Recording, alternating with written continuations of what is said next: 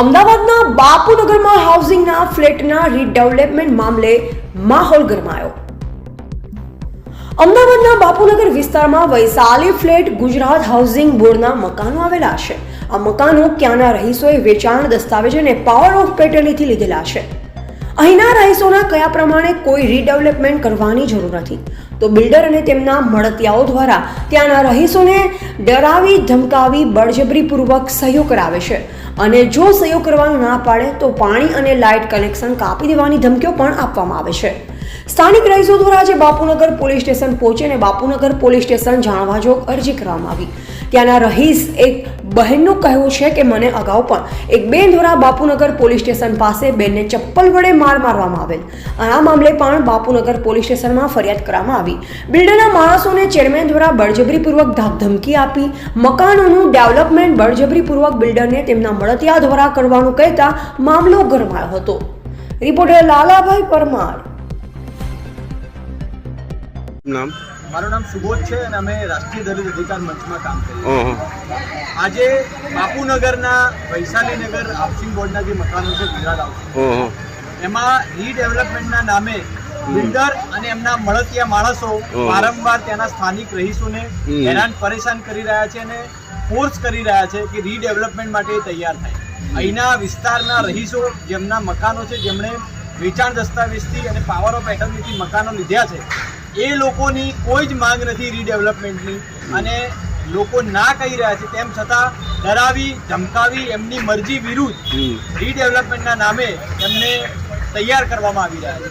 એટલે આજે Bapunagar police station ખાતે જે લોકોને ડરાવવામાં અને ધમકાવવામાં આવ્યા છે એ લોકો એમની રજૂઆત લઈ અને પોલીસ ઇન્સ્પેક્ટર સાહેબને મળ્યા છે અને આગામી દિવસોમાં જો બિલ્ડર અને એમના મળતિયા માણસો આ પ્રવૃત્તિ ગેરકાયદેસર બંધ નહીં કરે તો એમના વિરુદ્ધ ઉગ્ર આંદોલન કરવામાં આવશે અને બિલ્ડર આ જે પ્રવૃત્તિ છે રીડેવલપમેન્ટ નથી જોઈતું તેમ છતાં પરાણે થોપી રહ્યા છે એ તાત્કાલિક અસરથી બંધ કરી દે આપના માધ્યમથી જાણવા માંગીએ છીએ। અને અમને જાણવા મળ્યું છે કે જબરદસ્તી સહીઓ કરાવીને સાત ધમકીને એવું વાળા ઘરે જઈ ગઈ એવી ઘણા બધા અહીંયા ઉપસ્થિત જે રહીશો છે એમની રજૂઆત છે અને એના માટે અમે પોલીસમાં અરજી પણ આપી છે। એટલે જે લોકોએ પરાણે એમના મરજી વિરુદ્ધ આ રીતે લખાણ કરાવ્યું છે એ ગેરકાયદેસર છે અને એનું કોઈ મૂલ્ય રહેતું નથી। એટલે તાત્કાલિક અસરથી બિલ્ડર અને એમના મળતિયા માણસો આ પ્રવૃત્તિ બંધ કરે અને લોકોને ડરાવી અને ધમકાવવાનું બંધ કરે। કયા પોલીસ સ્ટેશનમાં અરજી આપી તમે? Bapunagar police station. કોને આપી? પોલીસ ઇન્સ્પેક્ટર સાહેબ ચૌધરી સાહેબ આજે ત્યાં રૂબરૂમાં વાતચીત કરી તમે? હા, રૂબરૂમાં મળ્યા છીએ અને દરેકે જેમની જે પણ રજૂઆત હતી એ સાહેબને રૂબરૂ રજૂઆત કરી છે અને પોતે એમણે જઈને ફરિયાદ લખાવી છે।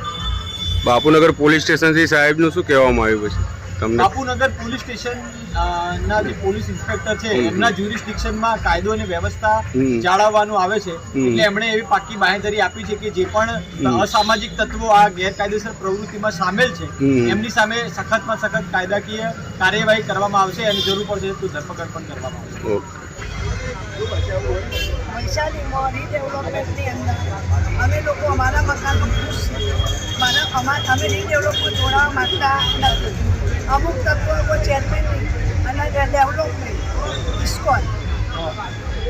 ઇસ્કોન અમારા પર રજૂઆત કરી છે પણ ઇસ્કોનવાળા ક્યારેય અમારી જોડે મિટિંગ કરી નથી અને અમારું મકાન જોયું પણ તેને કોઈ પ્લાન જોયો પણ નથી અને અમે સહી નથી કરતા કોઈ અમને એમ કહેવું છે કે લાઇટ કાપી નાખીશું, પાણીનું કનેક્શન કાપી દઈશું અને સહીઓ કરો અને અમને કોઈ પ્રપોઝલ થાય કમ્પ્લેન આપવામાં આવે છે। અમારી પાછળ આવવાનું, અમારા ઘરે ફટાકડા ફોડ્યા છે અને ખોટી ધમકી આપવામાં આવે છે। શું ધમકીઓ આપવામાં આવે? અને હું જ્યાં જઉં છું વૈશાલીમાં તો પાછળ આવે છે। તમને શું ધમકી આપવામાં આવે છે? ધમકી એટલે કે તારા અહીંયા કોઈ જાતની તારા પપ્પા નહીં કરવાની, તારા કોઈ જાતની અંદર આવવાનું નહીં, તારા સાથે રહેવાનું નહીં, પબ્લિક ચડાવી નહીં, તારા પબ્લિક ચડાવી નહીં। આવું બધું તમને કોણ કહે? આવું ત્યાંના ચેરમેન। શું નામ ચેરમેનનું? અશોકભાઈ સોના। અશોકભાઈ સોનાર એ ધમકીઓ આ આપે ચાલાકી બી થઈ છે મારા ઉપર હા. એમાં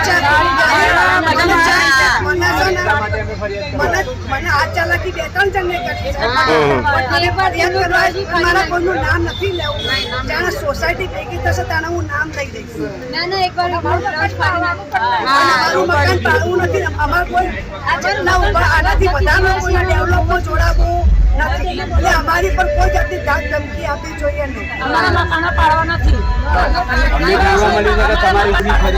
અમને જાણવા મળ્યું છે કે તમારી ઉપર બી ફરિયાદ કરવામાં આવી અમારી ખોટની કેમ કે હું મારા મકાનનું માંગણી કરવા જાઉં છું તો મારું મકાન મોટું છે તમે કેવો પ્લાન બનાવવાના છો તો અમે પ્લાન જોવા ગયા હતા તો પ્લાનમાંથી અમને બહાર કાઢ્યા અમને પ્લાનમાં કોઈ જાતની રજૂઆત અમને જોવા દીધા નથી અને અમારા કેવા પ્રશ્નો અમને મળ્યો નથી. અંદર એન્ટ્રી નહોતી આપી. વાત કરવાની છે કે અમને ધાક ધમકીને આપણે એટલે ફરિયાદ કરવાના છે બીજી બધી વાત જવા દો લાગે ચોડી પર પ્લાન બોલો બેન નામ બોલો અમે એવું હતું હું રેખાબેન. તમારું નામ બોલો. નામ બોલો ના. અમે બધાની સાથે જ છીએ. અમારું પોતાનું મકાન છે. અમે તો બધા સાથે જ ઘણા બધાના ડાક ધમકીથી અમને કાગજ લઈ ગયા બધા કે હેડો આપણે કાગજ પાછા લઈ જઈએ સુમિત્રાબેન અમે બધા ભેગા ગયા તો એ લોકો કહે કે આ બેન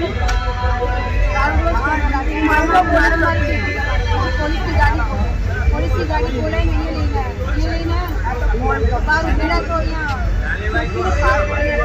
અમને જાણવા મળ્યું કે તમે પોલીસ સ્ટેશન બહાર થઈને ચપ્પલ માર્યા પોલીસ સ્ટેશનની બહાર આવીને પછી એનું ચપ્પલ માર્યું એનું